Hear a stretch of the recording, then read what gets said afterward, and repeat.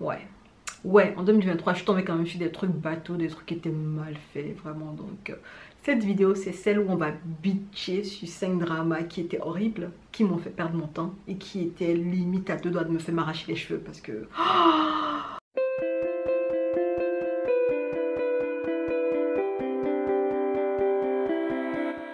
Hello, moi c'est Diane et bienvenue sur cette chaîne où j'aime parler de dramas asiatiques, de livres et de trucs que je trouve fun en général. Cette vidéo, clairement, c'est pour me décharger parce que... c'est pas possible. Je suis tombée sur des dramas parfois en 2023. J'étais là en mode, mais qui fait ça encore en 2023? Qui fait ça? Qui? Oh my gosh. J'en ai pas vu trop de dramas qui soient très mauvais. Mais quand même, j'ai pu en dégager 5 qui représentent selon moi les pires dramas que j'ai pu voir en 2023. Et honnêtement, give me back my time. Give me back my time. C'est pas possible qu'on puisse pondre des trucs pareils en 2023. Oh my god, j'espère qu'il n'y en aura plus en 2024. J'espère vraiment. On va y aller hein, pour bitcher les 5 dramas que j'ai absolument pas aimé en 2023. Let's go! En 5e position, j'ai envie de vous parler du drama My Dear Gangster Oppa. En fait, c'est un billet qui va se passer dans un milieu de gang avec un mafioso qui va essayer de démarrer une romance avec quelqu'un de classique, un étudiant qu'il rencontre dans le cadre d'un jeu en ligne. Bref. Ils jouent sur le même jeu en ligne et ils décident de se rencontrer, tout un groupe. Et là, les deux vont se rencontrer, ils vont tomber l'un pour l'autre. Et voilà le romance qu'on va nous raconter. Excusez-moi, je ne vais pas faire semblant de vouloir parler en bien du drama alors que je suis là pour bitcher. Bref, même le résumé, il est foireux parce que j'ai pas envie que vous ayez le regarder. Je ne veux pas vous donner envie d'aller le voir. Donc, je fais le résumé le plus foireux possible. Et en vrai, je m'attendais à rien regarder ce drama-là. Et c'était bien au début parce que les 3 premiers épisodes, vu que je m'attendais à rien, j'ai été surprise par ce qui se passait. C'était plutôt smooth, ça se passait plutôt bien. L'histoire avançait bien, elle était assez logique. Et on installait bien, en fait, comment dire, la transition entre les personnages qui vont devenir amis et après, éventuellement, amants. Quand tout à coup, j'ai commencé à avoir des attentes en me disant, mais peut-être que finalement, ce sera bon. Peut-être, hein. Et quand j'ai commencé à avoir ces attentes-là, l'épisode 4-5, oh my gosh, j'étais là en mode, mais qu'est-ce qu'ils me font? Parfois, j'ai eu l'impression qu'il y a des moments dans la série que j'ai ratés, qu'il y a des scènes que j'ai ratées, qu'il y a des épisodes que j'ai ratés. Parce qu'il y avait tellement de raccourcis qui étaient faits sur la romance des personnages. À un moment donné, les deux vont avoir une conversation où j'aurais l'impression qu'ils avaient déjà une conversation préalable qui amorçait celle qu'ils vont avoir pour dire qu'ils se mettent ensemble et qu'ils sont amoureux l'un de l'autre. J'étais en mode, mais qui fait ça en fait? C'est quoi ce découpage bizarre que les gens font en 2023? C'est quoi ça? C'est un drama, j'étais là en mode, ouais, j'aurais pas dû avoir des attentes vers le milieu en fait et peut-être que tout se serait bien passé. Mais j'ai commencé à avoir des attentes parce que au début ça se passait bien. Et après, c'est devenu bizarre, ça a été coupé bizarrement. Les scènes d'action avec le mafioso étaient vraiment des scènes en carton. Et en fait, on n'avait pas l'impression qu'on avait affaire à quelqu'un qui était doué dans les arts de combat.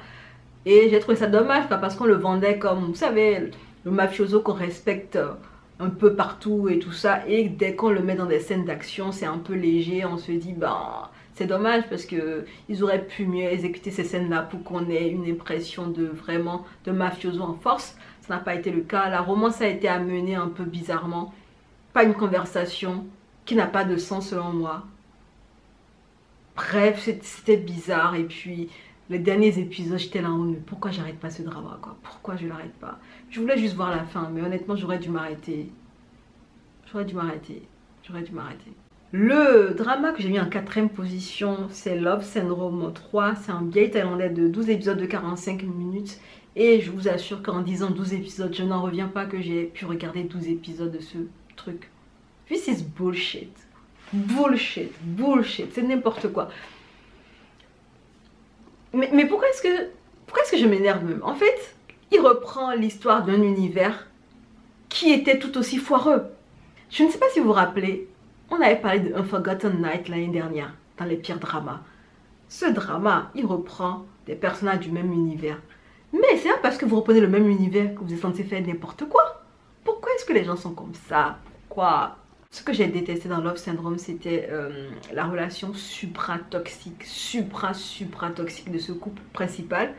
Les découpages qui ont été faits, le montage a été bâclé, des scènes manque carrément du montage parce qu'il y a des actions dont on ne voit pas la fin. Il y a des scènes qui se mettent en place, on ne sait pas d'où est-ce qu'elles ont commencé.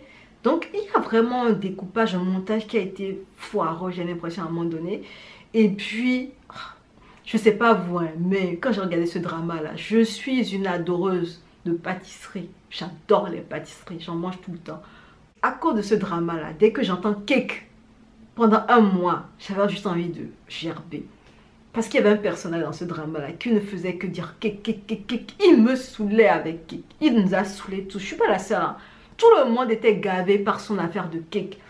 Et son syndrome du boyfriend qui veut qu'on le chouchoute de ouf, qu'on lui ramène des cakes tous les 4 matins. C'est quoi? Oh, ce drama m'a mis en rogne. J'étais là en mode, mais comment est-ce qu'on peut faire ça?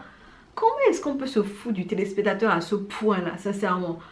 Et fournir un travail bâclé comme ça. Vraiment, même si l'histoire n'est pas profonde et qu'on sait que voilà, vous n'avez pas pu glisser des choses intéressantes dans l'histoire parce que c'est un couple qu'on va suivre, hein, qui vont se séparer parce que l'un va avoir un accident, il va devenir amnésique. Donc, l'autre va essayer de le reconquérir, de lui faire avoir sa mémoire pour qu'il se rappelle de leur romance qui a commencé de manière tellement foireuse, les amis.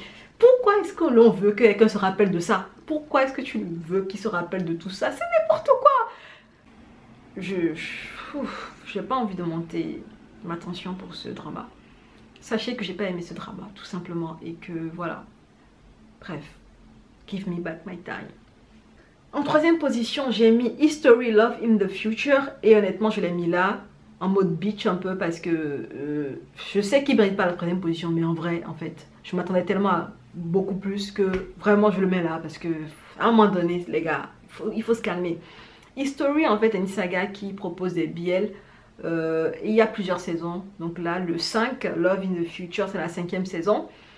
Et en vrai, History, c'est beaucoup plus travaillé que ce qu'ils nous ont fait avec Love in the Future. Vraiment, il y a beaucoup de choses qui ne vont pas. Dans Love in the Future, il y aura un voyage dans le temps. Et à dire vrai, moi, j'ai pas de problème avec les voyages dans le temps. Hein, mais vraiment, les conditions du voyage que vous posez au téléspectateur, à personne qui est devant l'écran, qui regarde ton histoire, il faut vraiment que vous fassiez attention aux conditions de voyage dans le temps que vous posez. Parce que quand ces conditions-là, vous les ballottez à droite et à gauche, vous faites des raccourcis qui ne respectent aucune des conditions que vous avez posées pour votre voyage dans le temps, moi je dis stop, à un moment donné, il faut se calmer les gars, vraiment. C'est vrai qu'on est derrière des écrans, mais à un moment donné, respectez-nous un peu.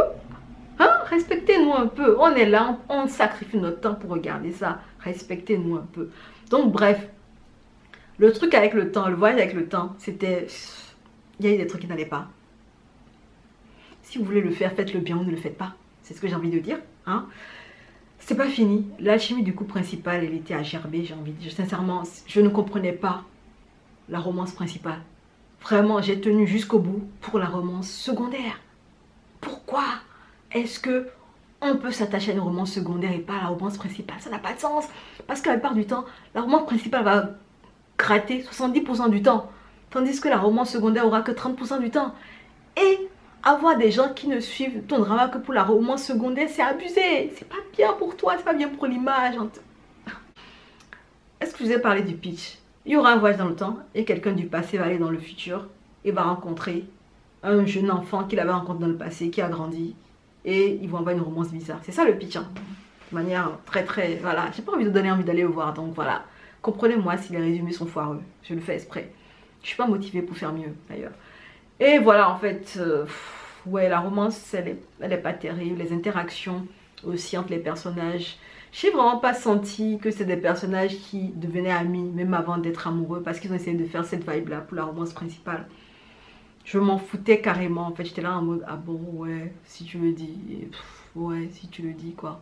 Mais en vrai, j'étais pas impliquée plus que ça, j'étais là juste pour la romance secondaire, et je me disais, c'est dommage, hein, parce que la saga History en général, toutes les saisons ne s'égalent pas, hein, elles sont pas toutes très bonnes, mais en général, quand même, elles sont pas mal. Il y a un minimum, quoi. Et le History 5, j'ai l'impression que il n'a pas atteint le minimum requis pour la saga Historica. Donc je le mets dans ce, voilà, dans ce top parce que il m'a fait perdre mon temps. Et il m'a fait rager beaucoup. Parce que je me disais, mais c'est quoi ces mecs qui sont dans une romance? On n'a même pas l'impression qu'ils sont dans une romance, quoi. Bref. J'ai mis en deuxième position Dinosaur Love parce que c'est un billet thaïlandais. Et ils ont fait pire. Hein.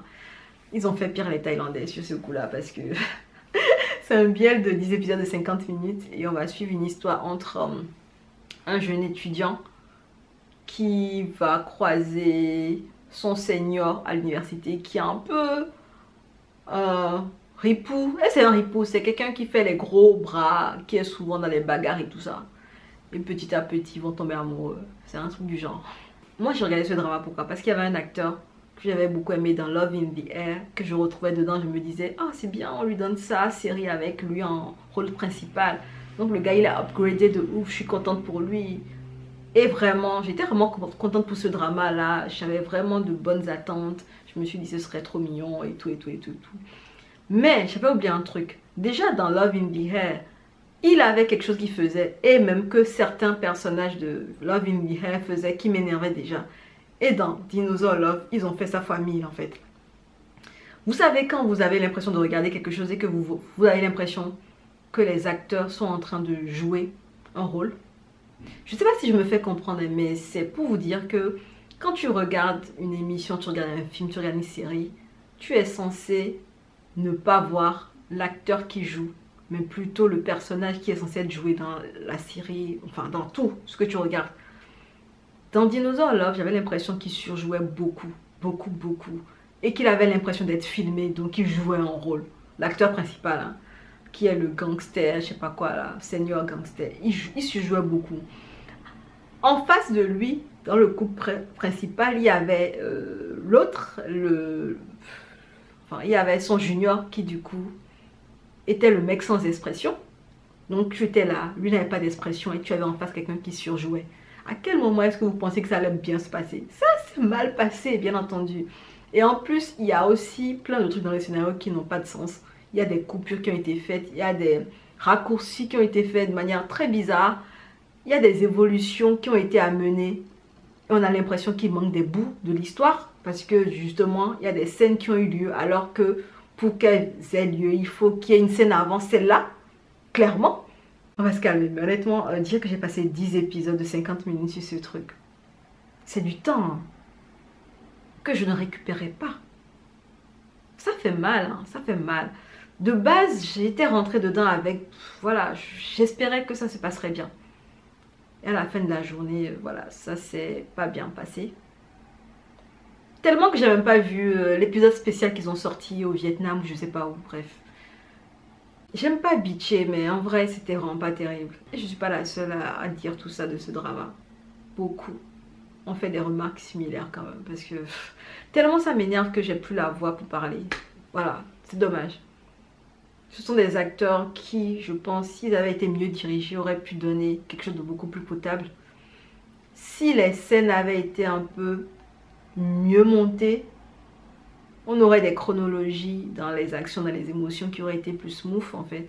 Et du coup, on aurait sympathisé avec eux, on serait tombé dans leur romance, on aurait le cœur qui bat la chamade quand ils se regarderaient dans le blanc des yeux. Mais si 15 minutes avant, les gars se détestaient ou ils ne se parlaient pas, et après 15 minutes, ils se regardent dans le blanc des yeux, ils ont l'air amoureux, ça veut dire quoi? Ça n'a pas de sens. En première position, j'ai mis le drama japonais Remind. C'est un drama de 12 épisodes de 24 minutes. Et on va suivre 11 lycéennes qui vont se retrouver séquestrées dans une vieille bâtisse, dans une demeure. Elles sont attachées et en fait, elles ne savent pas ce qui se passe. Et petit à petit, elles vont se réveiller déjà dans la salle et elles vont réaliser ce qui leur arrive. Et petit à petit, elles vont essayer de trouver des solutions pour sortir de cet environnement-là, de leur huis clos bizarre.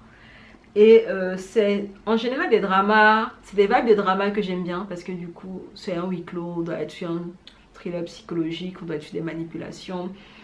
Et en fait j'attendais beaucoup de ce drama là et finalement je crois que j'ai mis mes attentes un peu trop hautes. C'est à cause de ça que voilà, je suis tombée en fait de plusieurs étages là avec ce drama là parce que du coup je m'attendais à quelque chose de tellement mieux exécuté. Je n'ai pas compris en fait. Je m'attendais à quelque chose de soit creepy, soit brillant ou intelligent. Et le côté creepy n'y était pas parce qu'ils essayaient de faire du creepy avec des jeux de lumière, des bruits d'ambiance. Et ça ne marche pas vraiment. le côté brillant, ils ont essayé de l'amener avec une lycéenne qui du coup était brillante pendant 5 secondes et après elle était hystérique comme le reste de ses comparses. Et vraiment c'était 12 épisodes vraiment où j'ai du mal en fait, j'ai eu du mal à le finir. Et je voulais le finir parce que j'étais en train de le regarder dans le cadre de mes visionnages pour Halloween. Et je me disais, bon, je vais le finir quand même parce que j'ai dit à commencer, je suis à plus de la moitié, mais vraiment, j'avais pas envie de le finir, c'était horrible. J'aimais rien de ce qui se passait, j'aimais pas l'intro avec le caméraman pervers qui zoomait les jupes des filles, on voyait que la hauteur, on voyait que la longueur de leurs jupes, je trouvais ça pervers as fuck. J'aimais pas l'histoire, comment elle se développait. On voulait parler d'harcèlement pour sensibiliser, mais j'ai pas vraiment eu l'impression que c'était le cas. Les personnages des 11 lycéennes, on s'attache à aucune d'entre elles, on a peur pour aucune d'entre elles en fait. Je les regardais, je me disais, faites ce que vous voulez, si vous sortez de là, c'est votre problème. Je m'en battais parce que je me disais, au point où on en est, je veux juste que le drama finisse quoi. Aucune de vous, j'ai pu m'y attacher émotionnellement. Aucune de vous n'a pu me faire peur. Aucun des personnages, des mauvais personnages, des bad guys a pu me faire peur. Donc vraiment, c'est un drama qui m'a fait perdre mon temps. Vu que j'avais dit à commencer, je tenais à le finir pour Halloween Special. Mais vraiment, j'ai pas du tout passé un bon moment. J'ai absolument pas aimé le moment que je passais devant ce drama. C'est un drama de 2018, donc peut-être qu'il a mal vieilli, mais n'empêche quoi. Vraiment, j'ai absolument pas aimé. J'ai absolument pas aimé ce drama. Je comprenais pas le but du drama en fait. C'est vrai que les Japonais, ils font parfois des trucs space, hein. J'aime bien ce qu'ils font, mais parfois ils peuvent faire des trucs space qui dépassent mon niveau d'étrangeté. Mais là, je me suis dit, c'était quoi le but en fait de ce drama? C'était quoi le but les amis? Parce que, à part zoomer les filles en jupe et les montrer en train de crier, c'était quoi le but déjà? Voilà les dramas qui m'ont beaucoup aidé en 2023. Ils m'ont clairement fait perdre mon temps, beaucoup de temps même. Et j'aimerais bien qu'ils me le redonnent. Mais c'est pas possible. Donc en 2024, je crois que quand j'arrive à un moment où j'aime pas, je ne vais pas forcer pour finir un drama. Je vais abandonner, tout simplement. Et prendre de ce temps-là pour faire des trucs plus significatifs. Voilà. Écoutez, tout est subjectif dans cette série de vidéos, donc voilà. N'hésitez pas à liker si vous avez apprécié la vidéo. Abonnez-vous si ça fait plaisir. Et c'est fini pour les tops, les flops, drama, livres de l'année 2023. On va pouvoir replonger en 2024 sereinement et lire, regarder des dramas intéressants. Voilà. Allez, on se dit à bientôt dans une prochaine vidéo. Et en attendant, prenez soin de vous. Allez, ciao.